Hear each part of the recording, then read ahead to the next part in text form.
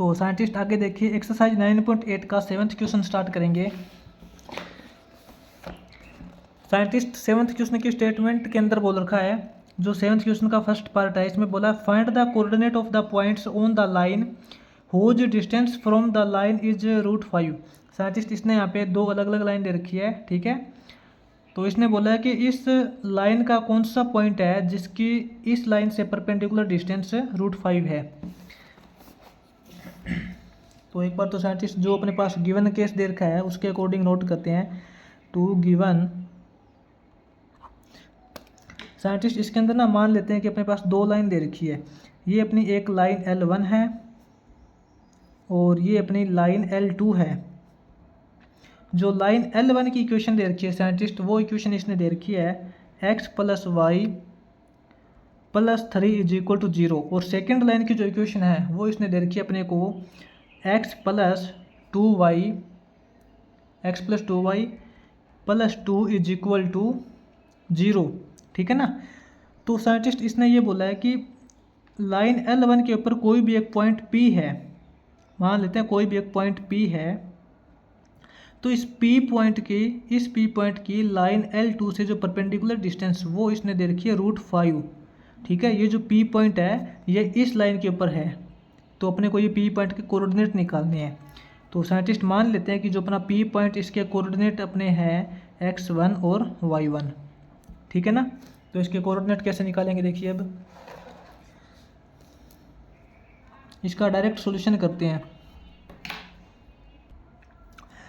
Scientist आपको पता है किसी भी पॉइंट की जब हम परपेंडिकुलर डिस्टेंस निकालते हैं किसी लाइन से तो कैसे निकालते हैं, यहाँ पे एक बार नोट करेंगे। Perpendicular distance of point P from the line L2। Line L2 की इक्वेशन के अंदर x और y की वैल्यू हम क्या पुट करते हैं, जिस भी इक्वेशन से अपने को किसी पॉइंट की परपेंडिकुलर डिस्टेंस निकालनी होती है तो उस इक्वेशन के अंदर x और y की वैल्यू वो पॉइंट पुट करते हैं, ठीक है। तो इसकी परपेंडिकुलर डिस्टेंस कितनी हो जाएगी, मॉडुलस ऑफ x की जगह क्या पुट करेंगे अपने पास x1, ठीक है ना।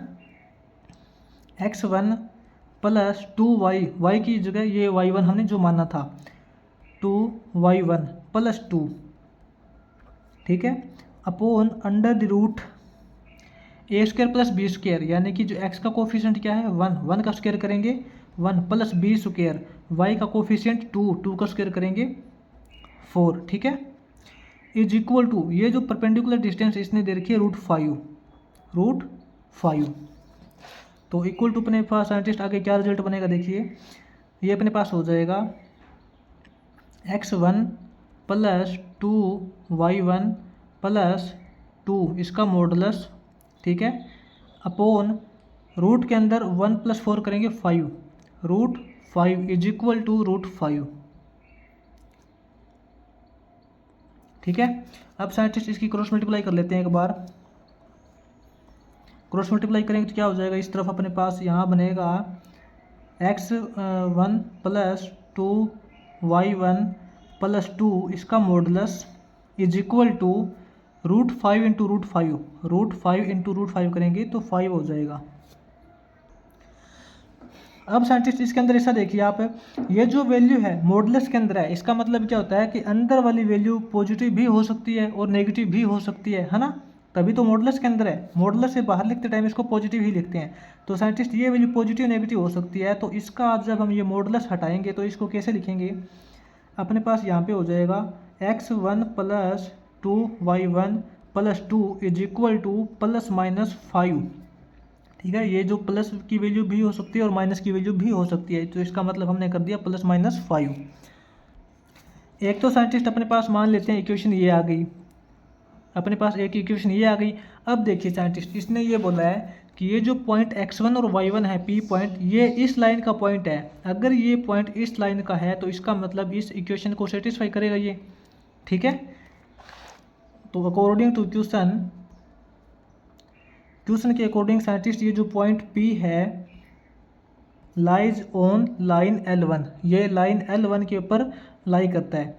तो इसका मतलब इसके इस पॉइंट की इक्वेशन क्या हो जाएगी, ये पॉइंट इस लाइन का भी तो है ना, तो इस पॉइंट की इक्वेशन क्या हो जाएगी, x1 + y1 + 3 = 0। तो क्या हो जाएगा अपने पास, x1 + y1 + 3 = 0, ठीक है ना। ये साइंटिस्ट मान लेते हैं कि अपने पास सेकंड इक्वेशन है। अब साइंटिस्ट अपने को यहाँ पे देखिए फर्स्ट इक्वेशन और सेकंड इक्वेशन इन दोनों को सोल्व करके x1 और y1 की वैल्यू फाइंड करनी है। तो देखिए कैसे निकालेंगे इन दोनों की वैल्यू। अब अपने पास साइंटिस्ट यहाँ पे दो केस बनेंगे। एक तो अपने पास ये फर्स्ट केस बनेगा, यहाँ पे लिखेंगे केस फर्स्ट और यहाँ पे लिखेंगे केस सेकंड, ठीक है ना। फर्स्ट केस के अंदर तो अपने पास यहाँ पे पॉजिटिव वैल्यू लेनी पड़ेगी। तो देखिए इसके अंदर कैसे करते हैं, x1 + 2y1 + 2 = +5 लेंगे, ठीक है। और सेकंड इक्वेशन अपने ये है ही, x1 + y1 + 3 = 0। और साइंटिस्ट सेकंड केस के अंदर ये वैल्यू नेगेटिव लेनी पड़ेगी। अपने पास यहाँ हो जाएगा x1 + 2y1 + 2 = -5 लेना पड़ेगा, ठीक है ना। और सेकंड इक्वेशन अपनी ये है x1 + y1 + 3 = 0। अब इन दोनों इक्वेशन से सोल्व करते हैं साइंटिस्ट, अपने पास कौन सी वैल्यू आती है। इस 5 को एक बार तो इस तरफ लेके आएंगे,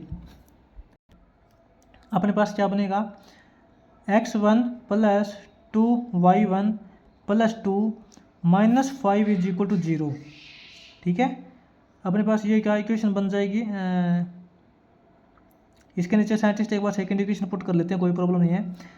ये मान लेते हैं अपनी फर्स्ट इक्वेशन, ये सेकंड इक्वेशन है, ये अपनी फर्स्ट इक्वेशन है और सेकंड इक्वेशन अपनी बाद में लिखेंगे। एक बार इसको देखते हैं। ये अपने पास बनेगा x1 + 2y1, 2 - 5 करेंगे साइंटिस्ट, 2 - 5 करेंगे तो -3 हो जाएगा = 0, ठीक है। ये अपने यहाँ पे फर्स्ट इक्वेशन ही है अभी तक। अब सेकंड इक्वेशन नोट करते हैं इसके नीचे। इसके नीचे सेकंड इक्वेशन अपनी हो जाएगी x1 + y1 + 3 = 0। ये अपनी सेकंड इक्वेशन है, ठीक है ना। अब साइंटिस्ट इसको देखिए हम सब्ट्रैक्ट कर लेते हैं। सब्ट्रैक्ट करेंगे तो ये माइनस का हो जाएगा, ये माइनस का हो जाएगा, ये भी माइनस का हो जाएगा। x1 - x1 करेंगे तो कैंसिल हो जाएगा। अपने पास बनेगा 2y1 - y1 करेंगे तो y1 = सॉरी हाँ y1 = -3 हो जाएगा, -6। y1 -6 = 0 है तो y1 = +6 हो जाएगा, ठीक है। इसमें देखिए साइंटिस्ट y1 की वैल्यू +6 आ गई। अब ये y1 की वैल्यू +6 है, इसके अंदर पुट कर देंगे। अपने पास क्या रिजल्ट बनेगा, value of y1 = +6 put in equation second, इसके अंदर पुट कर देते हैं। सेकंड इक्वेशन क्या है, x1 + y1 की वैल्यू 6 पुट कर देते हैं, +3 = 0, +3 = 0।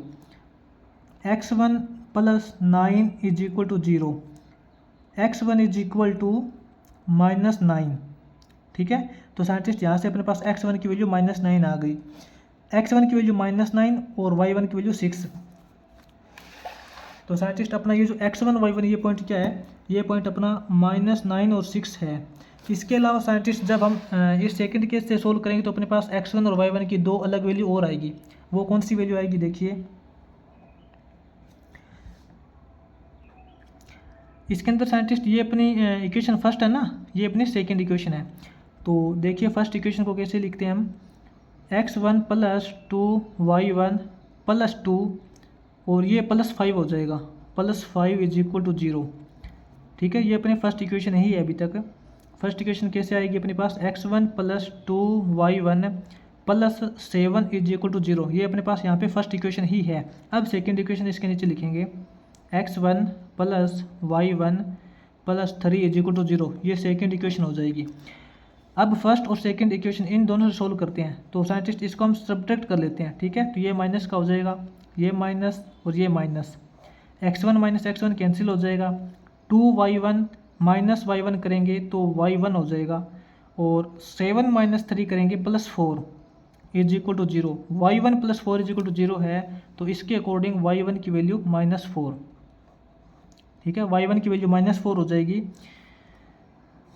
Value of y1 is equal to -4 put in equation second equation के अंदर पुट कर लेते हैं एक बार।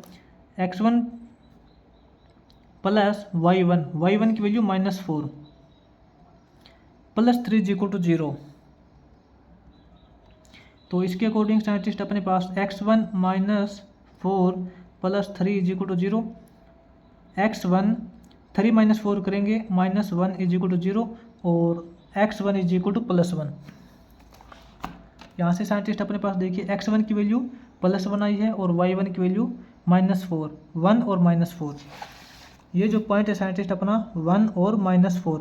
साइंटिस्ट ये जो पॉइंट P है इसके दो कोऑर्डिनेट आएंगे, एक तो -9 और 6 और एक अपना 1 और 4, 1 और -4। ठीक है, ये दो पॉइंट हो जाएंगे जो कि इस लाइन से परपेंडिकुलर डिस्टेंस √5 हो जाएगी P पॉइंट से। ठीक है ना, तो इसके अपने पास दो कोऑर्डिनेट निकलेंगे, ये नोट कर लेना। अपना साइंटिस्ट ये 7th क्वेश्चन हो जाएगा। इसके बाद में इसका आगे 8th क्वेश्चन देखिए, सॉरी 7th क्वेश्चन का सेकंड पार्ट। हमने यहाँ पे साइंटिस्ट ये 7th क्वेश्चन का फर्स्ट पार्ट किया है, अब 7th क्वेश्चन का सेकंड पार्ट करेंगे आगे।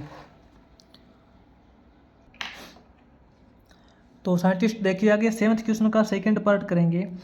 सेकंड पार्ट की स्टेटमेंट देखिए साइंटिस्ट इसने क्या बोला है, find the points on the y axis whose distance from the line is 4 unit. Scientist इसने अपने को एक लाइन दे रखी है और उस लाइन की परपेंडिकुलर डिस्टेंस दे रखी है 4 यूनिट y एक्सिस से। ठीक है, तो y एक्सिस के ऊपर अपने को पॉइंट फाइंड करना है। साइंटिस्ट मान लेते हैं कि अपने पास ये जो लाइन L1 है या फिर L बोल सकते हैं, कोई प्रॉब्लम नहीं है। इसकी इक्वेशन इसने दे रखी है अपने को x/3 plus y/4 is equal to 1। ये अपने को इक्वेशन दे रखी है और एक पॉइंट दे रखा है साइंटिस्ट P। ठीक है, P पॉइंट दे रखा है जिसके कोऑर्डिनेट क्या है, इसने बोला है कि P पॉइंट अपने को निकालना है y एक्सिस के ऊपर। अगर कोई पॉइंट y एक्सिस के ऊपर निकालना है इसका मतलब साइंटिस्ट x एक्सिस में तो वो 0 है। P पॉइंट y एक्सिस के अंदर निकालना है, इसका मतलब x एक्सिस के अंदर तो उसकी वैल्यू 0 है ना, और y। ठीक है, तो साइंटिस्ट इसको देखिए अपने पास ये एक लाइन दे रखी है L लाइन दे रखी है और अपना ये पॉइंट दे रखा है P जो कि y एक्सिस के ऊपर है। ठीक है, y एक्सिस के ऊपर है तो x की वैल्यू तो 0 हो जाएगी, 0 और y। और इस लाइन से परपेंडिकुलर डिस्टेंस इसने दे रखी है इसकी कितनी यूनिट, 4 यूनिट। तो अपने को यहाँ पे देखिए y की वैल्यू निकालनी है और इस लाइन की इक्वेशन दे रखी है ये। तो इसका सॉल्यूशन देखिए,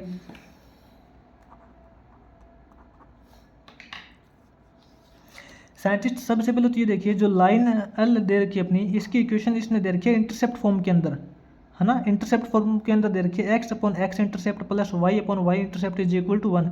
तो इसको सबसे पहले तो हम जर्नल फॉर्म के अंदर चेंज करते हैं।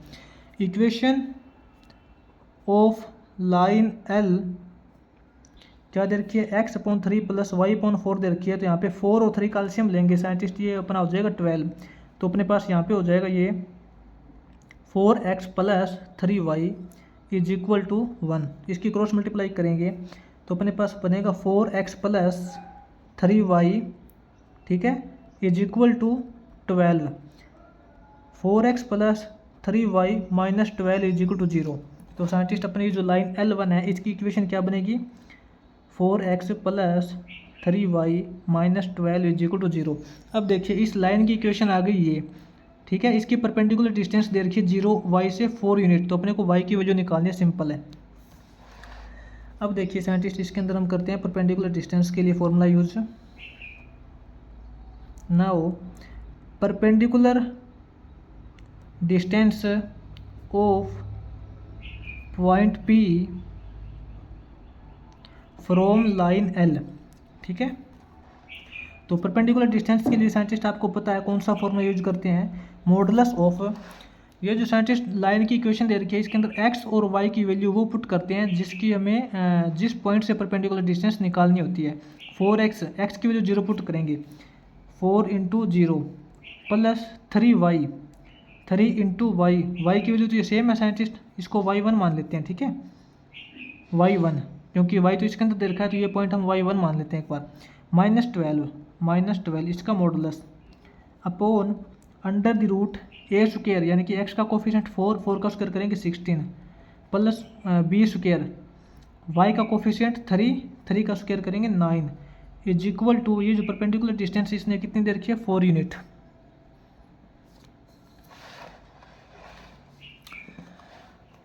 इसको सोल्व करते हैं साइंटिस्ट हम।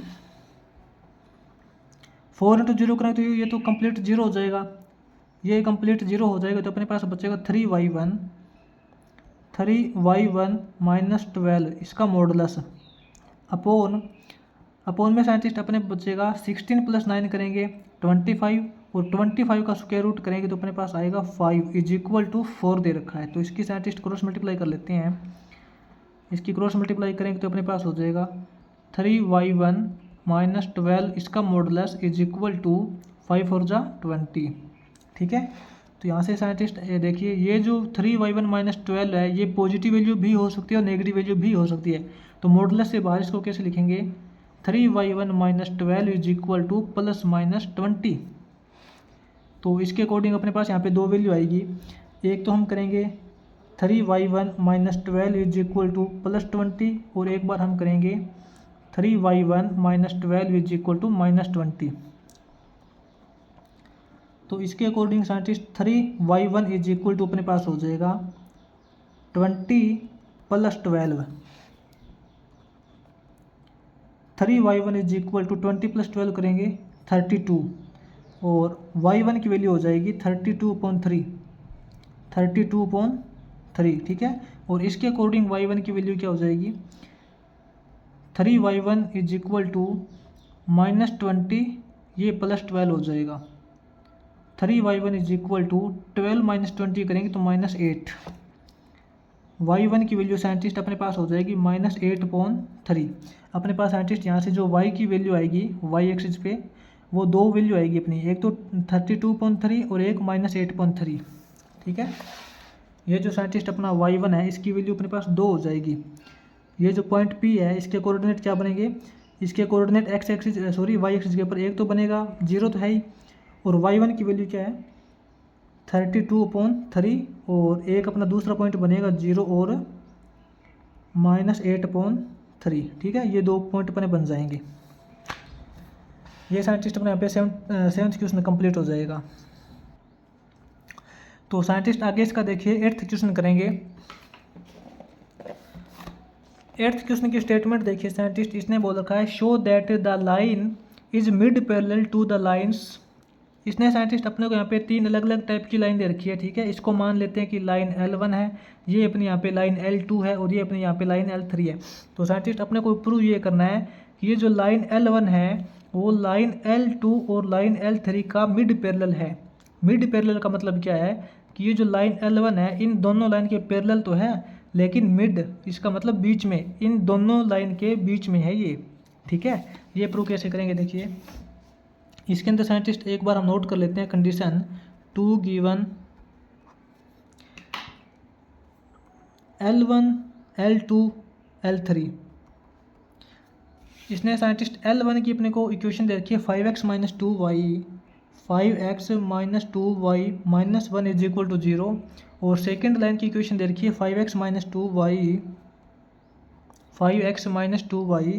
माइनस 9 इज इक्वल टू 0, और थर्ड लाइन की इक्वेशन दे रखी है इसने 5x minus 2y plus 7 is equal to 0।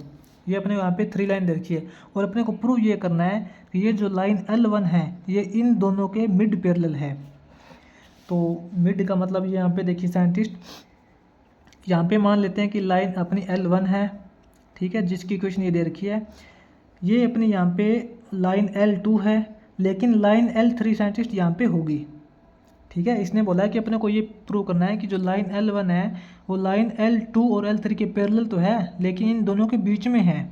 ऐसा नहीं है कि लाइन L1 L2 L3 ऐसे नहीं है, लाइन L2 और L3 के बीच में है लाइन L1। ये सब अपने को प्रूव करना है। तो देखिए इसका सॉल्यूशन साइंटिस्ट,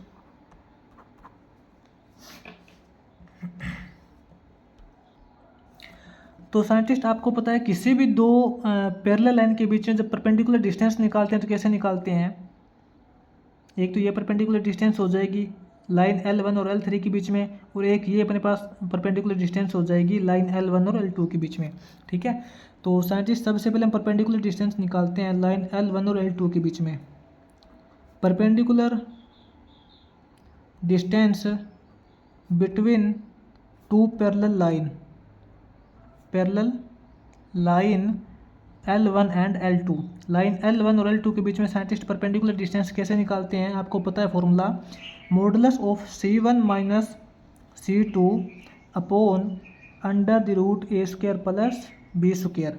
ठीक है, इसको साइंटिस्ट ये देखिए अपने पास ax plus b y plus C1, ठीक है, इसके अंदर x और y के कोफिशिएंट तो सेम है, a और b की वैल्यू तो सेम है, लेकिन लाइन L1 इसको हम C1 बोलेंगे, ये अपना C2 है और ये अपना C3 है। ठीक है ना, तो modulus of C1 minus C2 यानी कि C1 की वैल्यू -1 माइनस C2 की वैल्यू -9, तो माइनस माइनस प्लस 9 हो जाएगा, upon under root a square plus b square. ए का मतलब x का कोफिशिएंट 5 का स्क्वायर करेंगे 25 प्लस बी स्क्वायर, y का कोफिशिएंट -2 का स्क्वायर करेंगे तो +4 आएगा। तो इसके बीच में साइंटिस्ट दोनों लाइन के बीच में परपेंडिकुलर डिस्टेंस कितनी हो जाएगी, मॉडुलस ऑफ 9 - 1 करेंगे 8 अपॉन अंडर द रूट 25 + 4 करेंगे 29। तो साइंटिस्ट 8 का मॉडुलस करेंगे तो 8 ही आएगा, 8 अपॉन रूट 29। तो साइंटिस्ट लाइन L1 और L2 के बीच में 8 अपॉन 29 ये परपेंडिकुलर डिस्टेंस है। ठीक है, अब हम चेक करते हैं लाइन L1 और L3 के बीच में। Now perpendicular distance between parallel line L1 and L3।